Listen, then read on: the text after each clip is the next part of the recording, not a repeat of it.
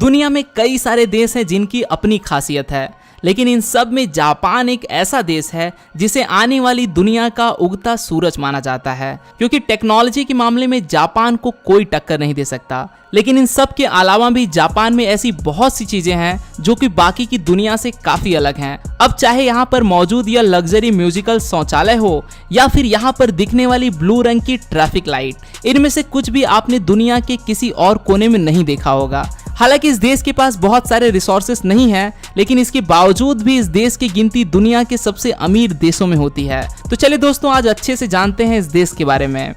Number 1, people pushers.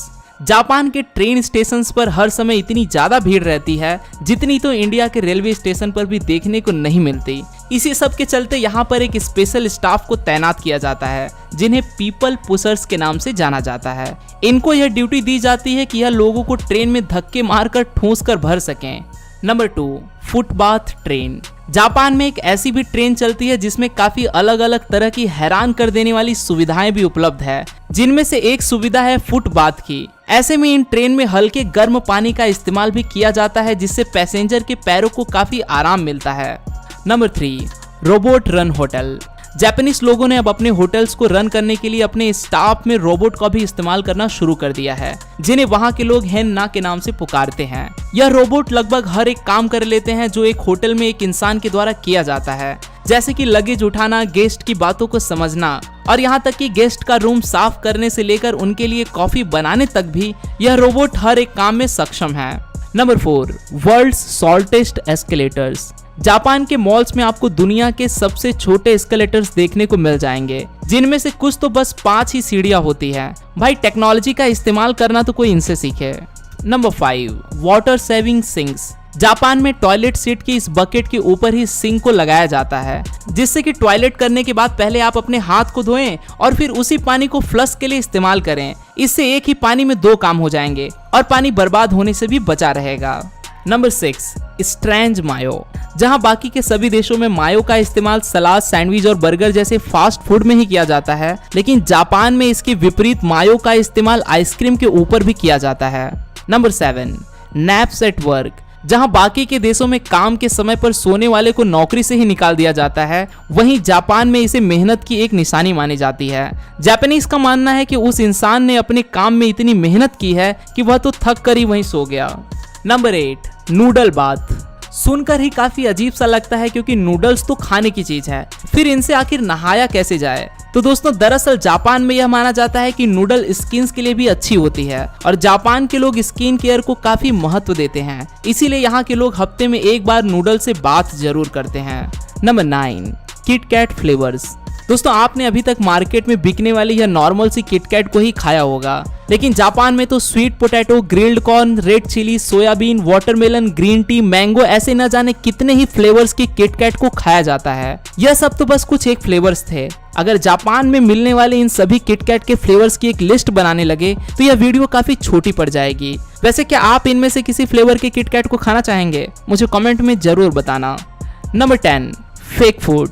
Japan ने technology में इतनी महारत हासिल कर ली है कि यहाँ के लोग वैक्स और प्लास्टिक की मदद से भी खाने को बनाने लगे हैं, और यह देखने में असली खाने से ज्यादा लजीज लगता है। नहीं, यह खाना खाने के लिए इस्तेमाल में नहीं लाया जाता, बल्कि जापान के रेस्टोरेंट के लोग इस प्लास्टिक से बने खाने को अपने रेस्टोरेंट के डिस्प्ले पर लगाकर भूखे इंसानों का ध्यान खींचने की कोशिश करते हैं, और इस तरह का प्लास्टिक का खाना बनाना काफी महंगा भी पड़ता है। Number 11, rabbit island. जापान में एक ऐसा आइलैंड भी है जहां पर चारों तरफ सिर्फ और सिर्फ रैबिट्स ही रैबिट्स हैं। दरअसल 1940 के समय की बात है, जब जापान के कुछ वैज्ञानिक ओकोनोशिमा नाम के इस आइलैंड पर रिसर्च करने के लिए कुछ रैबिट्स को ले आए, लेकिन देखते ही देखते कुछ ही महीनों में वहां पर इनकी तादाद इतनी ज्यादा बढ़ गई कि वहां पर जहां भी देखो चारों तरफ रैबिट्स ही नजर आते हैं, और आज जापान की यह जगह टूरिस्ट के लिए घूमने की सबसे पसंदीदा जगह बन चुकी है। Number 12, Purikura machines. आज दुनिया भर में हर एक इंसान जगह जगह पर सेल्फी लेता हुआ नजर आता है, लेकिन जापान ने अपने देश पर कोने कोने पर बहुत समय पहले से कुछ इस तरह की मशीन को लगा रखा है, जिन्हें पुरीक्यूरा मशीन्स के नाम से जाना जाता है। इन मशीन में आप फोटो लेकर उसी समय उसे एडिट कर काफी आसानी के साथ साथ अपने फोन में भी भेज सकते हैं या फिर उसे प्रिंट भी कर सकते हैं। Number 13, umbrella parking lot. जहां बाकी के देशों में बिल्डिंग के बाहर गाड़ियां और बाइक्स को पार्क करने के लिए जगह दी जाती है, लेकिन जापान में अगर आप किसी बिल्डिंग में जाना चाहते हो तो आपको यहां पर अपने अम्ब्रेला को भी पार्क करना पड़ेगा। आपके अम्ब्रेला को कोई और ना ले जा सके, इसीलिए उन्हें लॉक भी कर दिया जाता है। दरअसल यहाँ के लोग साफ सफाई को खास महत्व देते हैं और अम्ब्रेला पार्किंग से यहाँ की बिल्डिंग में कीचड़ होने से बचा रहता है। Number 14, vending machines. जहां बाकी के देशों में वेंडिंग मशीन्स जैसी कोई भी चीज देखने को नहीं मिलती, वहीं जापान में तो 6 मिलियन से भी ज्यादा वेंडिंग मशीन्स मौजूद है। दरअसल जापान के लोग देर रात तक काम करना पसंद करते हैं, इसीलिए उनकी सुविधा को देखते हुए उनके लिए स्नैक्स और बाकी की जरूरतों को पूरा करने के लिए इन वेंडिंग मशीन्स को जगह जगह पर लगाया जाता है। आपको बता दूं कि जापान में आप इन वेंडिंग मशीन से कुछ भी खरीद सकते हैं, एक सुई से लेकर अंडरवियर तक भी। वैसे यह सुविधा तो हमारे देश में भी उपलब्ध होनी चाहिए। अगर आप सहमत हैं तो कमेंट में जरूर लिखें। Number 15, crazy flavour ice cream. Japanese लोग अक्सर खाने पीने की चीजों में कई तरह के एक्सपेरिमेंट करते रहते हैं। इन्हीं एक्सपेरिमेंट में से एक है यह आइसक्रीम फ्लेवर्स भी। आइसक्रीम के इन फ्लेवर्स में यहाँ पर चारकोल, लहसुन, कैक्टस और यहाँ तक कि घोड़े के मांस का इस्तेमाल भी किया जाता है और यह सब इनके लिए एक आम सी बात है। Number 16, space saving parking lots. Japan एक क्राउडेड देश है, जिसकी वजह से यहाँ पर पार्किंग लॉट की बिल्कुल भी बर्बादी नहीं की जाती। जैसा कि इन फोटोज से देखा जा सकता है कि किस तरह से यहाँ के लोग पार्किंग के लिए भी काफी सही तरीके से मल्टी लेवल गैराज का इस्तेमाल करते हैं। Number 17, cafe companion. जहां बाकी के देशों में अकेले बैठकर कॉफी पीने या खाना खाने को आम ही माना जाता है, लेकिन वहीं जापान में ऐसा करने को काफी बुरा माना जाता है। ऐसे में यहाँ पर बड़े बड़े टेडी बियर्स को अकेले बैठने वाले लोगों के सामने बिठा दिया जाता है, जिससे कि उन्हें अकेलापन बिल्कुल भी महसूस नहीं होता। Number 18, square watermelons. पिछले कुछ साल पहले एक ग्राफिक डिजाइनर ने तरबूज के इस तरह के आकार का आविष्कार किया था, जिसकी वजह से इस आकार के तरबूज को फ्रिज में बड़ी ही आसानी से रखा जा सकता है और जापान के लोगों को अपने दोस्तों और रिश्तेदारों को कुछ इस तरह के तरबूज को गिफ्ट करना भी काफी पसंद है। बस इसी वजह से यहाँ के किसान अपने खेतों में उगने वाले तरबूज को कुछ इस तरह से कंटेनर में उगाते हैं, जिसके चलते यह काफी खूबसूरत तो दिखते ही हैं, लेकिन इनका दाम भी काफी महंगा हो जाता है, जिन्हें लोग खाने के तौर पर ना खरीद कर सजाने के लिए भी ज्यादा खरीदते हैं। नंबर 19, नो ट्रेन डिलेस। जापान में अनुशासन और समय की पाबंदी को काफी महत्व दिया जाता है। यहाँ पर ट्रेन कभी भी लेट नहीं होती और अगर कोई ट्रेन 5 मिनट के लिए भी लेट हो जाए तो रेलवे कंपनी को पैसेंजर को एक डिले सर्टिफिकेट देना पड़ता है, ताकि वह उसे अपने ऑफिस में या फिर बॉस को दिखा सके। और अगर ट्रेन इससे भी ज्यादा समय के लिए डिले हो जाए तो ट्रेन कंपनी को न्यूज़पेपर में एक माफीनामा देना पड़ता है। Number 20, silent karaoke. और देशों की तरह ही जापान में भी लोगों को गाना सुनने के साथ साथ गुनगुनाने का बहुत शौक होता है, लेकिन बाकी के देशों की तरह यह अपने गाने दूसरों को सुनाकर उन्हें परेशान नहीं करते, बल्कि यह तो गाना गाने के लिए इस तरह के एक अलग से माइक्रोफोन का इस्तेमाल करते हैं, जिससे उनका गाना सिर्फ और सिर्फ उन्हें ही सुनाई देता है। Number 21, polite slurping. जहां बाकी के देशों में झुकने को अच्छा नहीं माना जाता, लेकिन जापान में सामने वाले का सम्मान करने के लिए झुक कर ही उसकी प्रशंसा की जाती है। जैसे कि अगर किसी रेस्टोरेंट में खाना खाने के बाद आप झुके नहीं तो उसका शेफ यह समझेगा कि आपको उसका खाना पसंद नहीं आया। Number 22, face napkins. जब भी हम कभी फास्ट फूड खाते हैं तो हमारे मुंह पर थोड़ा बहुत केचप लग ही जाता है, लेकिन जापान ने तो आपके केचप से भरे इस मुंह को छुपाने का इलाज भी ढूंढ रखा है, जिसके लिए वह कुछ इस तरह के फेस नैपकिन्स का इस्तेमाल करते हैं, जिससे फास्ट फूड खाने वाले का चेहरा इस नैपकिन से ही ढक जाता है।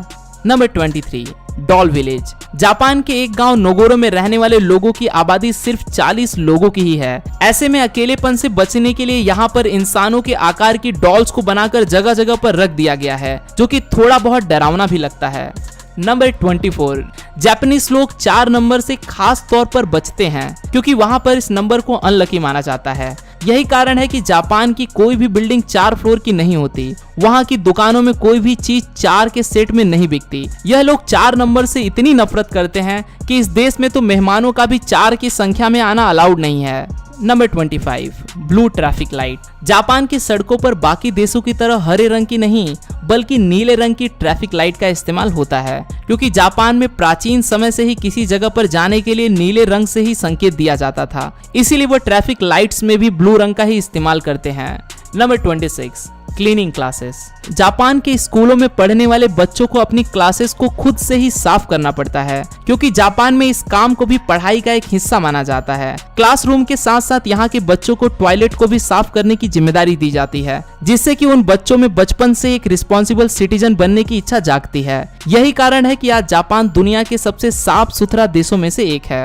Number 27, futuristic toilet. जापान के टॉयलेट बिल्कुल भी आम नहीं होते, बल्कि इनमें भी काफी अच्छी टेक्नोलॉजी का इस्तेमाल किया जाता है। लेकिन इन टॉयलेट को इस्तेमाल करने से पहले आपको इनमें मौजूद इन बटन्स का इस्तेमाल काफी अच्छे से पता होना बहुत जरूरी है। इन बटन की मदद से आप टॉयलेट सीट को अपने मुताबिक गर्म कर सकते हैं और जेट के लिए गर्म पानी का इस्तेमाल करने के साथ साथ उसे आगे पीछे भी किया जा सकता है। इतना ही नहीं, आप चाहे तो टॉयलेट को इस्तेमाल करते समय इनमें गाने भी चला सकते हैं। क्यों, है ना कमाल की टेक्नोलॉजी।